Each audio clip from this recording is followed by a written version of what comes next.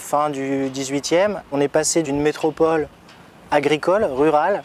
Du rural, on va arriver vers des dispositifs plutôt artisanaux, des éléments de petite taille, où on va développer une fibre locale, donc tournée autour du textile. Et derrière vont s'enchaîner finalement avec les révolutions successives, le gigantisme, le fait que finalement économiquement tout ça fonctionne, l'ambition d'aller encore plus loin. Et là on a affaire effectivement à la révolution industrielle telle qu'on la connaît, qui est également une révolution sociale, urbaine. La révolution, si vous voulez, industrielle s'accompagne du développement de grands axes de transport à l'échelon national, voire européen.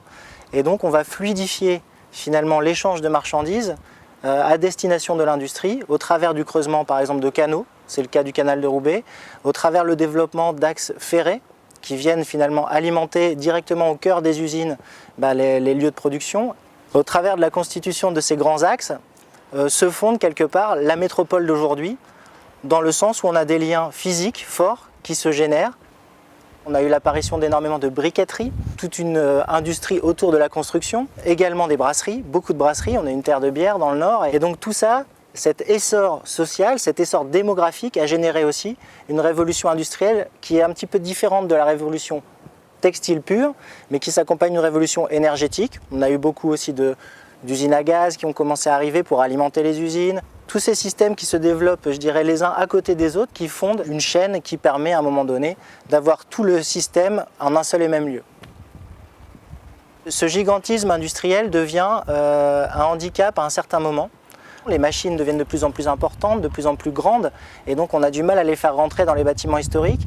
Et cette révolution complète et systématique de l'outil industriel commence à s'essouffler dans les années 70, en parallèle qu'on voit effectivement aussi les pays émergents, les pays ateliers commencer à prendre des parts de marché.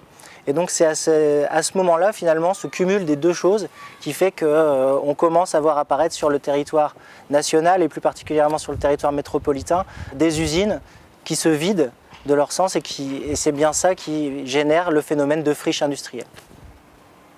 Pour ne pas aller coloniser de nouveaux espaces agricoles, eh bien on va tout simplement s'intéresser aux espaces vacants qui sont situés au cœur des villes, au cœur des métropoles. Ces usines qui ont fermé, qui sont vides, qui n'ont plus d'usage au sens d'une métropole, on va les recycler. Une friche industrielle peut effectivement donner lieu à tout un tas d'usages qui doivent nécessairement être en adéquation avec le quartier dans lequel elle se situe aujourd'hui. Donc on va essayer de faire converger les besoins nouveaux avec finalement les disponibilités qu'offre cette friche, c'est-à-dire que si dans un quartier on a besoin par exemple de construire un espace récréatif, un espace de loisirs, un espace vert, eh bien on va regarder effectivement les terrains disponibles. Beaucoup de ces terrains disponibles sont concernés en milieu urbain par des friches industrielles et donc on va engager des processus de projet dans ce sens. Début du XXe siècle, la question des déchets, des pollutions, des produits chimiques utilisés n'était pas, je dirais, un souci industriel. Et donc on va retrouver finalement une problématique de pollution qu'on doit intégrer au projet. La prise en compte des problématiques de pollution de sol et en tout cas, leur gestion, leur traitement permet également d'avoir une approche durable et en tout cas responsable du recyclage d'un territoire.